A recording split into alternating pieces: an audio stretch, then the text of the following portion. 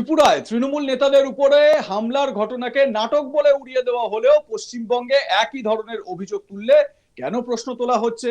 এই মর্মে বিরোধী দলনেতা শুভেন্দু অধিকারীকে সরাসরি নিশানা করলেন রাজ্য তৃণমূল কংগ্রেসের আইটি সেলের নেতা দেবাংশু ভট্টাচার্য। প্রসঙ্গত শনিবার 10ই জানুয়ারি চন্দ্রকোনায় নিজের কনভয়ে হামলার অভিযোগ তুলে থানার ভিতরে প্রায় 6 ঘন্টা মাটিতে বসে অবস্থান বিক্ষোভ করেছিলেন বিরোধী দলনেতা শুভেন্দু অধিকারী। সেই অভিযোগের পাল্টা প্রতিক্রিয়া দিতে গিয়ে রবিবার 11ই জানুয়ারি হাওড়ার কাসুন্দিয়া এলাকায় কড়া ভাষায় প্রশ্ন তোলেন দেবাংশু। হাওড়া 25 নম্বর ওয়ার্ডের প্রাক্তন কাউন্সিলরের উদ্যোগে আয়োজিত এই রক্তদান শিবিরে যোগ দিতে গিয়েছিলেন দেবাংশু ভট্টাচার্য। সেখানে তিনি বলেন, যখন অভিষেক ব্যানার্জি ত্রিপুরায় যান তখন তার গাড়িতে রড, বাঁশ, ইট ছুঁড়ে হামলা করা হয়। আমরা যখন ত্রিপুরায় যাই আমাদের গাড়ি ভেঙে চুরমার করে দেওয়া হয়। আমাদের সঙ্গে থাকা সুদীপের মাথা ফাটে, জয়া দত্তর কান থেকে রক্ত বেরোয়, আমাদের পিঠে কাচের টুকরো ঢুকে যায়। তখন বলা হয় ওরা নাটক করছে। তার প্রশ্ন, ত্রিপুরায় হলে নাটক আর বাংলায় হলে কি? জয় বাংলা স্লোগানে আপনি এত ক্ষেপে যান কেন? এদিন দেবাংশু আরো দাবি করেন অমিত শাহ ও নরেন্দ্র মোদী শুভেন্দু অধিকারীকে বেলেবেল সেকশনের মাধ্যমে দলে এনেছেন। তা না হলে সারদা ও নারদা কাণ্ডে 6 বছর জেলেই কেটে যেত। এই মন্তব্য ঘিরে রাজনৈতিক মহলে নতুন করে বিতর্ক শুরু হয়েছে। দেবাংশু এই প্রশ্ন ছুড়ে দেন বিরোধী দলনেতার দিকে। কি বলেছেন দেবাংশু ভট্টাচার্য, শোনাই আপনাদের। হামলা অভিযোগ কে খুঁজে দেখতে পারে। শুনুন, সিআরপিএফ আগের দিন বিজেপি নেতাকে পিটিয়ে দিয়েছে শুভেন্দুর ওখানে। বিজেপি নেতা কমপ্লেন করেছে সিআরপিএফ এর নামে, ভিডিওতে স্পষ্ট দেখা যাচ্ছে। বিজেপির নেতাকে তৃণমূলের নেতা ভেবে সিআরপিএফ ঠেঙিয়ে দিয়েছে কালকে শুভেন্দুর কনভয়। যখন অভিষেক বন্দ্যোপাধ্যায় ত্রিপুরায় যায় তখন তার গাড়িতে রড বা ইট দিয়ে আক্রমণ করা হয়। আমরা যখন ত্রিপুরায় যাই আমাদের গাড়ি ভেঙে চুরচুর করে দেওয়া হয়। আমাদের সঙ্গে থাকা সুদীপ তার মাথা ফাটিয়ে দেওয়া হয়, জয়া দত্ত তার কান থেকে গল গল করে রক্ত বেরোয়, আমাদের পিঠ কাঁচের টুকরে ছিঁড়ে যায়। একা গাড়ির পেছনে 5000 লোক, কোভিডের সময় রাস্তা বন্ধ। তখন তো বলেন আমরা নাটক করছি। ত্রিপুরায় হলে নাটক আর বাংলায় হলে তাও তো জয় বাংলা স্লোগান দেওয়া। জয় বাংলা স্লোগান শুনলে আপনি খেপে যান কেন? খ্যাপা সারের মতো। আপনার শুভেন্দু বাবুর মুখের ভাষা কি? গুজরাটি ভাষায় কথা বলেন?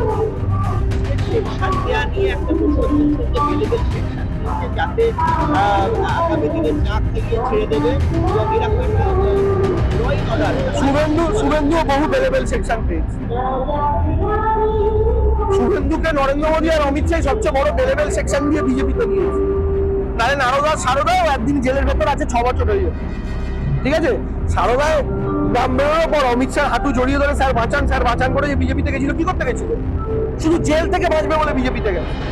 মদন মিত্র কেস বিজেপি দ্বারা আক্রান্ত হয়েছিলেন কিন্তু পার্টি চেঞ্জ করেননি। সুদীপ বন্দ্যোপাধ্যায় আক্রান্ত হয়েছিলেন, পার্টি চেঞ্জ করেননি। মেরুদণ্ডের প্রশ্ন। আর আমার দুঃখ লাগে ভাবতে, মেদিনীপুরের মতো মাটি, স্বাধীনতা সংগ্রামে গোটা দেশকে পথ দেখানো মাটি, সেই মাটিতে একটা কুলাঙ্গার জন্য। দেবাংশু আরো বলেন, আইপ্যাকের অফিসে ইডির হানার মামলায় হাইকোর্টের বিচারপতি 5 দিন পর মামলা শুনবেন বলেছিলেন, কিন্তু কেন্দ্রীয় তদন্তকারী সংস্থার 5 দিন তরসয়নি, সুপ্রিম কোর্টে চলে গিয়েছে। অথচ অভিযোগ 2022 সালে গোয়া বিধানসভা ভোটে নাকি এই কয়লার টাকা ব্যবহার হয়েছিল। তার তদন্ত করতে 2026-এ কেন্দ্রীয় তদন্তকারী সংস্থা এসেছে। যারা 3 বছর বসে রইল তাদের 5 দিন তরসইল না। এটা কেমন যুক্তি? কি বলছেন শুনুন। মাননীয় শুভ্রা ঘোষ বিচারপতি, তিনি তার এজলাসে যখন মামলা হলো তখন এমন একটা ক্যাওয়াজ হলো, তিনি 16 জানুয়ারি টাইম দিলেন, 16 তারিখ আমি শুনবো, তাই তো 14 তারিখ শুনবেন। আচ্ছা, 9 তারিখে হয়েছে। 9 তারিখ থেকে 14 তারিখ কদিন হয় মাঝখানে? 5 দিন। সিবিআই 5 দিনে তর্স হইতে পারলো না, সুপ্রিম কোর্ট চলে গেল। আমাদের এক্ষুনি শুনতে হবে। তাহলে 5 দিন সিবিআই সহ্য করতে পারছে না। তাহলে আমি একটা কথা বলি, 22 জানুয়ারি 2022 সালে গোয়া বিধানসভা নির্বাচন হয়েছে, আর সেই গোয়া বিধানসভা নির্বাচনে নাকি কয়লার টাকা ব্যবহার হয়েছে। তার তদন্ত করতে 2026-এ হ্যাপি নিউ ইয়ার কথা সিবিআই এসছে, তাই তো? তাহলে 22 থেকে 23, 24, 25 3 বছর বসে কি জয়নগরের মোয়া তৈরি করেছে সিবিআই? যারা 3 বছর বসে রইল তাদের 5 দিন সহ্য হচ্ছে না। এটার কি যুক্তি?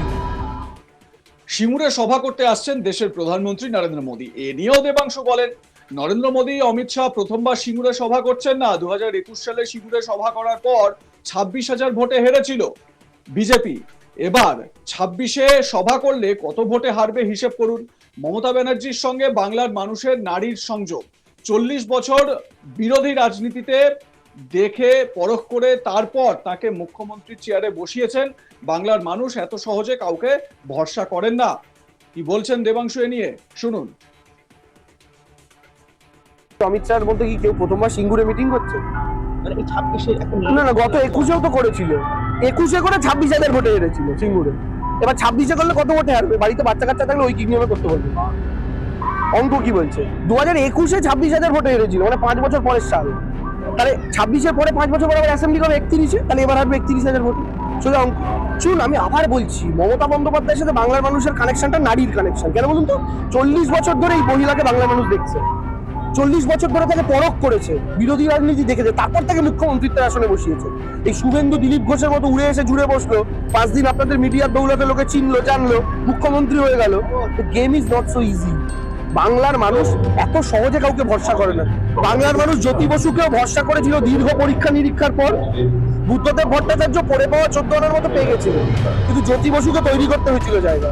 মমতা বন্দ্যোপাধ্যায়ও দীর্ঘদিন লড়াই করে রক্ত ঝরিয়ে ঘাম ঝরিয়ে জায়গা তৈরি করেছেন, পেয়েছেন।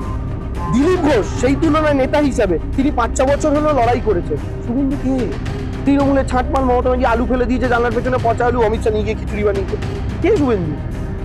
এরা যদি মনে করে না এইভাবে শুধু চুরি ছ্যাঁচড়ামি করবো করে বিজেপিতে গিয়ে শেল্টার নেবো নিয়ে মুখ্যমন্ত্রী হয়ে যাবো আর বাংলা মানুষের ড্যাং করে মুখ্যমন্ত্রী বানিয়ে দেবে, বাংলার মানুষের এত অধঃপতন হয়নি। আর এই বাঙালি হিন্দু বলতে বিবেকানন্দ, বামাখ্যাপা, রামকৃষ্ণ এদেরকে মানে, আশারাম বাপু, রাম রহিমকে মানে না। উল্লেখ্য, কয়েকদিন আগে শুভেন্দু অধিকারী তিনিও সাংবাদিক বৈঠক করেছিলেন এবং সাংবাদিক বৈঠকে তিনি বলেছিলেন ঠিক একই রকমের একটি কথা। মমতা বন্দ্যোপাধ্যায়কে চোর চোর চোর চোর স্লোগান দিলে তিনি নাকি খুব খচে যান বা তিনি নাকি খুব ক্ষিপ্র হয়ে ওঠেন। তো ঠিক একই রকম ভাবে শুভেন্দু অধিকারী রাজ্যের বিরোধী দলনেতাকেও খোঁচা দিলেন, নিশানা করতে ছাড়লেন না দেবাংশু।